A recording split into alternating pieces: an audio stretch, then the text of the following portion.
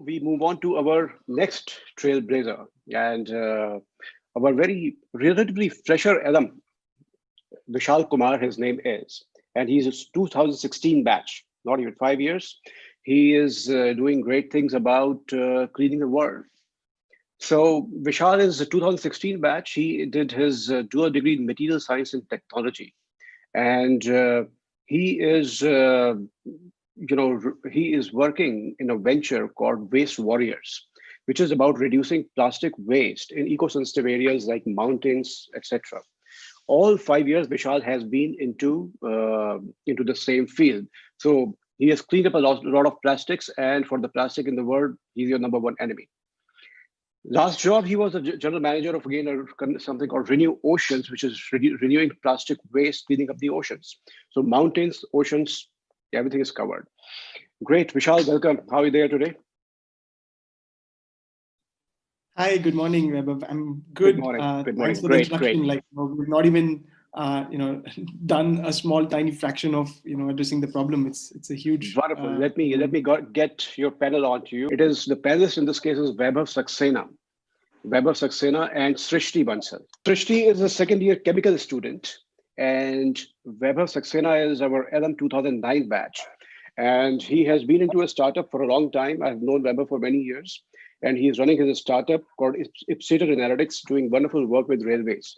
So every time you buy tickets, you order a meal on railway, something Vaibhav is doing in the background, which makes things happen. Over to you, Vaibhav and Srishti. Yeah. Hello, everybody. It would be a little confusing because there are three Vaibhavs in the audience today. So I'm fine with that.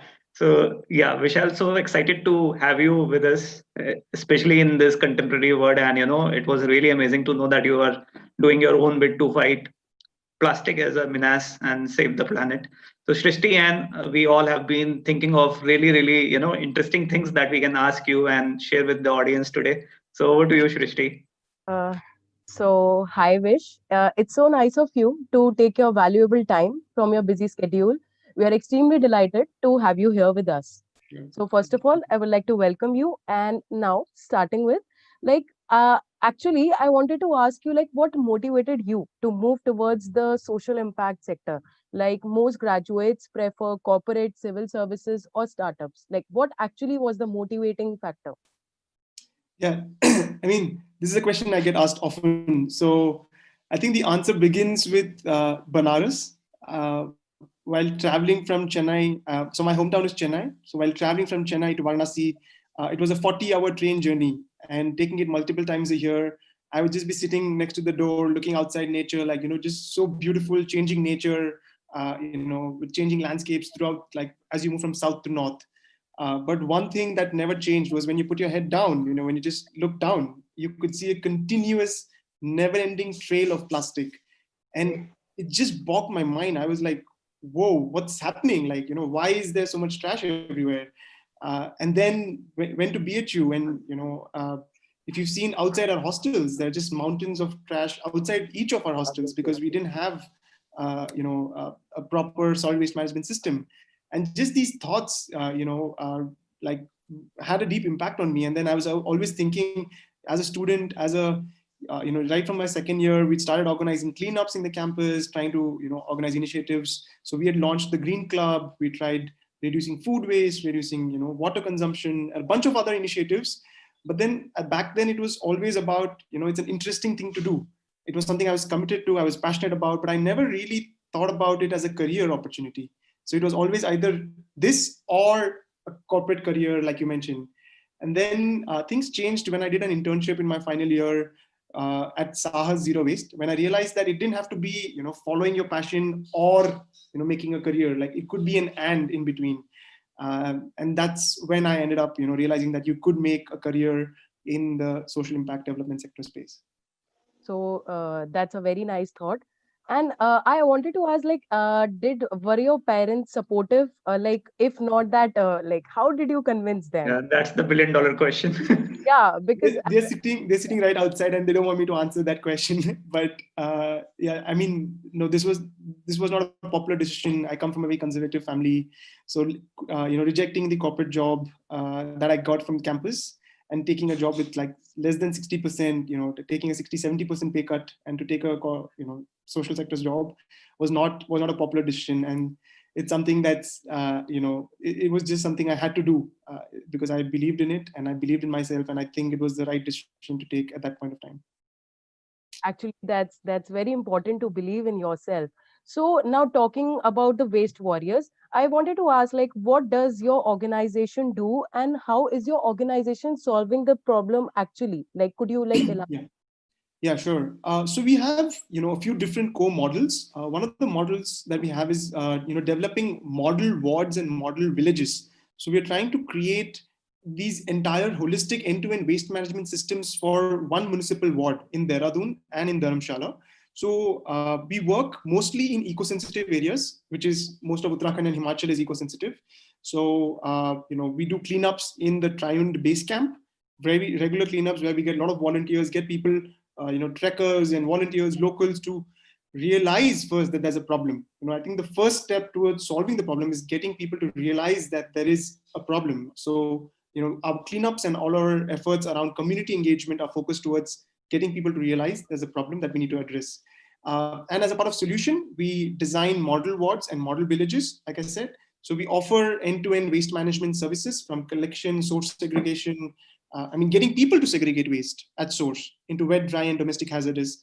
And then we collect that in a segregated way and we process it downstream and send it to different recyclers, who can recycle specific streams of waste. We set up the first material recovery facility for the state of Uttarakhand last year. And it's something that we want to build further in these regions because there's a serious lack of infrastructure. So focusing on infrastructure, focusing on community engagement and behavior change, these are the few different models that we have. And we also have, in addition, a school program where we train teachers and train students on solid waste management. So there's a bunch of, these different things that we do. Okay, so like as you described, so there must be so many challenges that you face. So I wanted to talk about like what are the challenges faced by your team on a daily basis? Yeah, that's it's a huge answer that can keep going, but in the interest of time, I just talk about one or 2 points. The biggest is the fact that people are not sensitive to the waste that that they generate. It's somebody else's problem. Just as long as my house is clean, I don't care what happens to it outside. So that first mental block, I think that's the biggest hurdle. And as a result of that, what's happening is people are not willing to pay the user fees that is required to pay for proper managing of waste. So, that's a really big component. For example, we work in villages where the cost for us to offer services is 300 rupees per household per month, which is 10 rupees a day. But the villagers are not willing to pay even 30 rupees per household per month, right? Which is 1 rupee per day. They're not willing to pay that much amount. So how can we offer waste management services when people are not willing to pay? And this is not just a village problem. Even in urban areas, even in metro cities, people are not willing to pay the true cost of waste management. Okay, so is there any message that you would like to give to our enthusiastic juniors about how to contribute to this initiative? Yeah, there's a bunch of ways you could contribute, but I think the larger answer I would like to share with everybody is, to look at the data, to look at like how Abhilasha said, once you start looking at the data of, water pollution, air pollution, waste management, climate change, there's just no dearth of, like health, poverty. Just start looking at these problems, look at the data, and it's going to affect you. You're not going to be able to go to sleep at peace, and then you would want to solve the problem. And what I want to share is you can solve a problem you're committed about and build a career in it, because there is a lot of funding available now for addressing these kind of issues. So go out there, find your problem, find your cause, solve it, and you have this entire network of people who are willing to help you. All right. So to have a great kickstart, so internships are very important part.